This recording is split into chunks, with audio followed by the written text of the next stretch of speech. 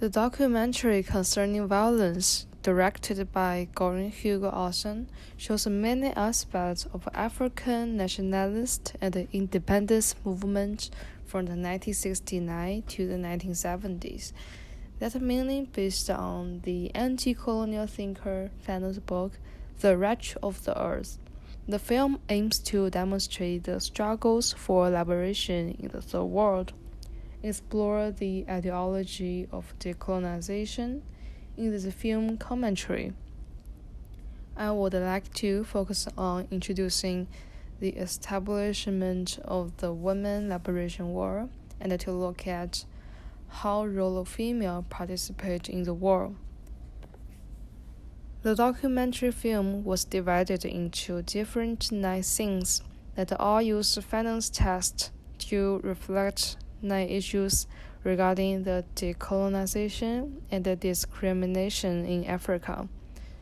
Through layering Fanon's test with archival footage in 9 chapters, the director successfully demonstrates the mechanism of the colonization. It's the root of the violence in Africa, especially exploit the social status of women in the Third World. The documentary film concerning violence opens with a preface by Gayatri Spivak, a Columbia University professor, who explains that the film is a teaching test, meant to help us read between the lines of Fanon's call to violence against the colonizers, to acknowledge the innate tragedy that the poor and the oppressed are forced to resort to violence in order for change to occur. Spivak's opening sets the tone for concerning violence, and it is very important for building the ideology for concerning violence, which is not merely meant to provide the viewer with historical insight, but to challenge us to consider the ways in which the colonial spirit is perpetuated to this day. The documentary was split into 9 segments. The film shows the birth of a resistance movement and the tales of oppression. A man struck in Liberia in 1969. White missionaries attempting to convert and civilize Tanzanians and guerrilla fighters in Mozambique. Some stories also introduces are not adequately contextualized, which could be due to the limitations of working solely with archival footage. Audience members may not know much, if anything, about groups such as MPLA and Frelimo. Frelimo is a people's movement for the liberation of Angola and the Mozambique Liberation Front.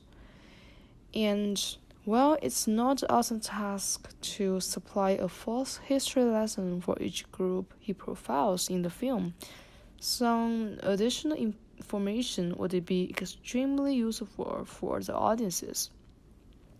And the Fanon's test, narrated by musician Lauryn Hill, gives necessary cohesion to the film that asks the audiences to confront the uncomfortable idea that sometimes violence may be the only way to incite change.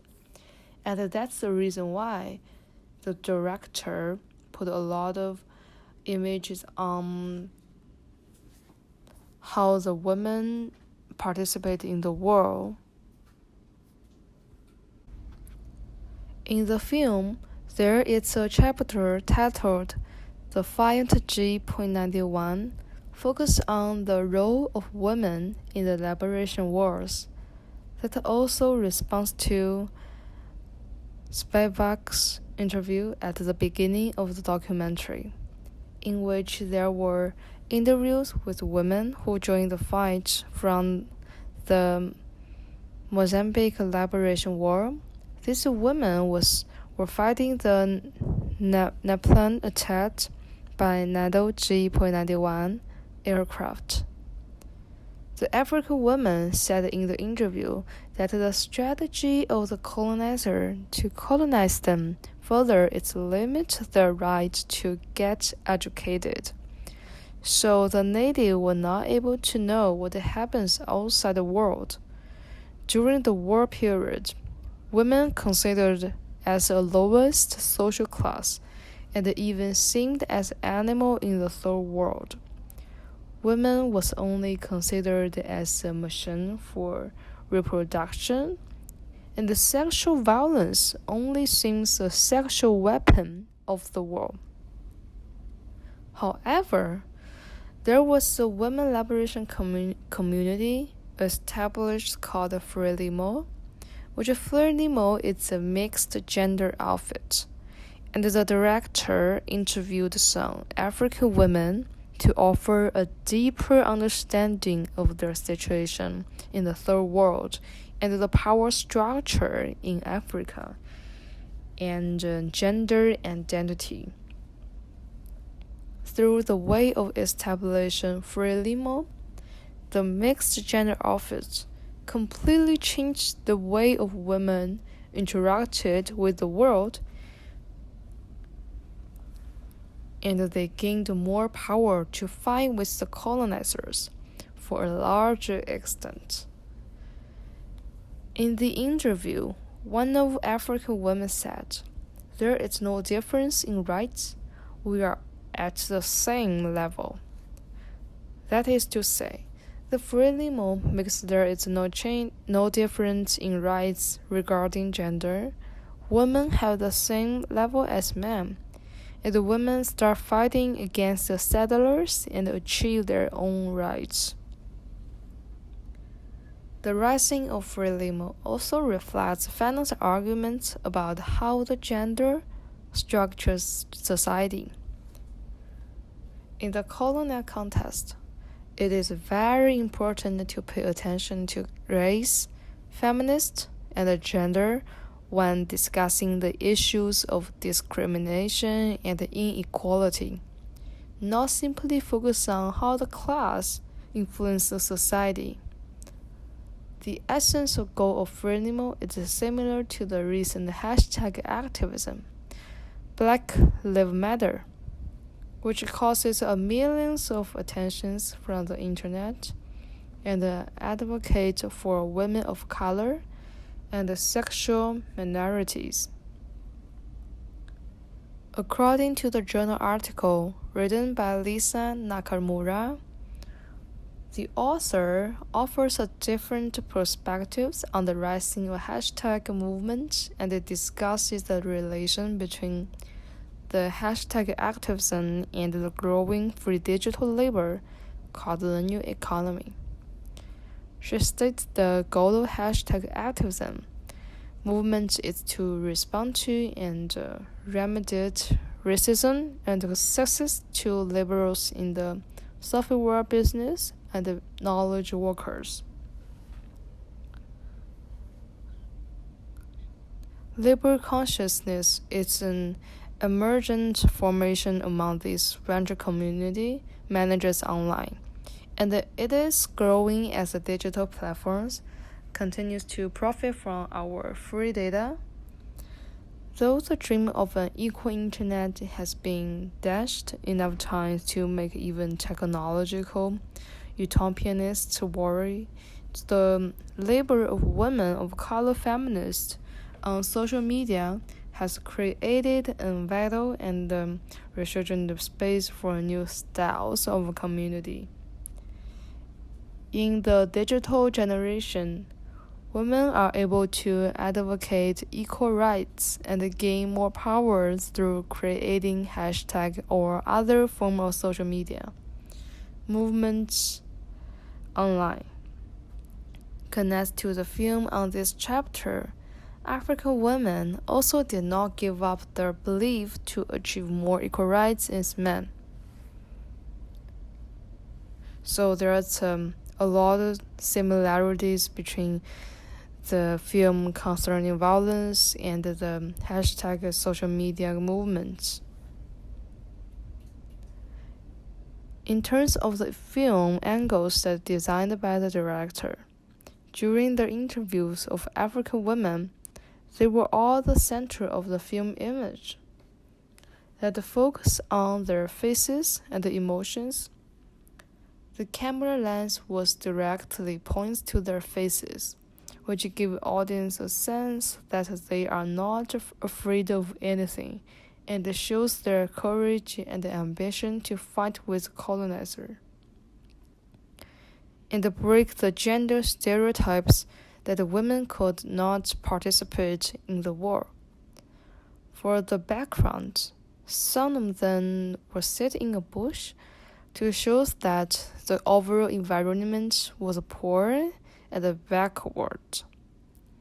This film consists exclusively of footage drawn from Swedish film and the Fanon's test. The film aims to create nostalgia for a time when media was simple. Analogy: bounded by national and territorial borders, the image is visually lush, and the footage with the Fanon test across the image of interviewing of African women. The pairing of text and the image could be provocative. Fanon's test is intended as a commentary on the image to emphasize what the director wanted to tell for the audiences.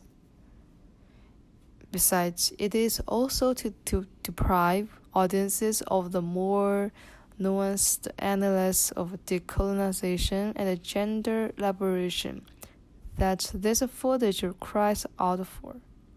According to the author Shoshana, the article discusses the difference between white feminists and the black feminists. For the black women, it's the group of people creating balance and inequality.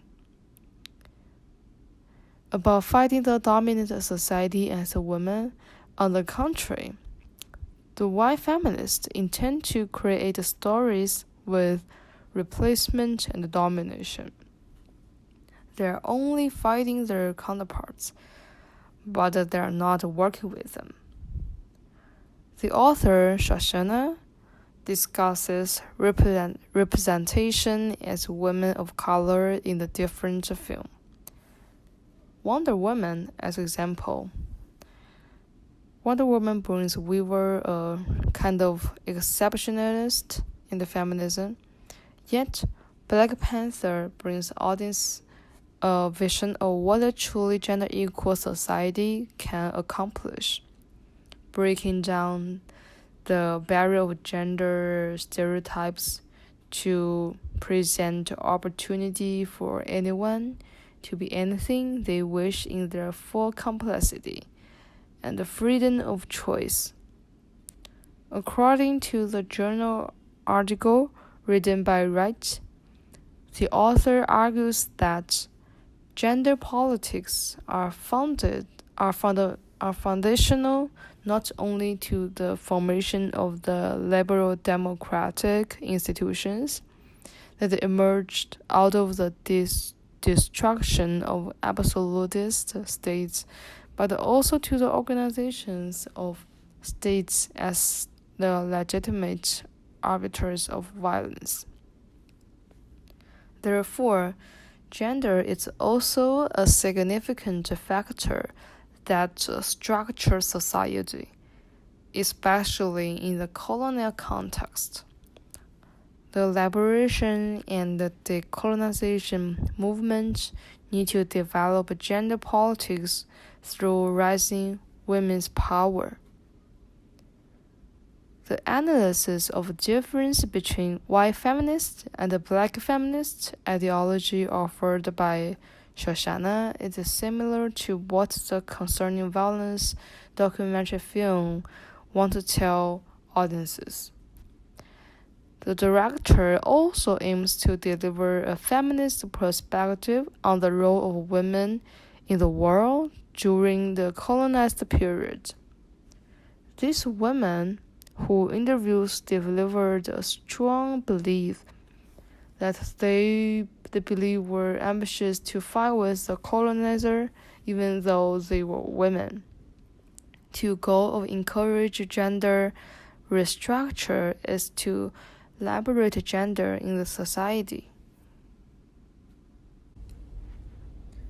In this documentary, the director often built layers upon layers of images showing abject poverty, racism, gender inequality, overworked people, crude guerrilla warfare, countering slick European plains, places where natural resources like oil and diamonds are being unearthed with appealing living conditions for workers, and the hospitals overflowing with wounded women, children, and men.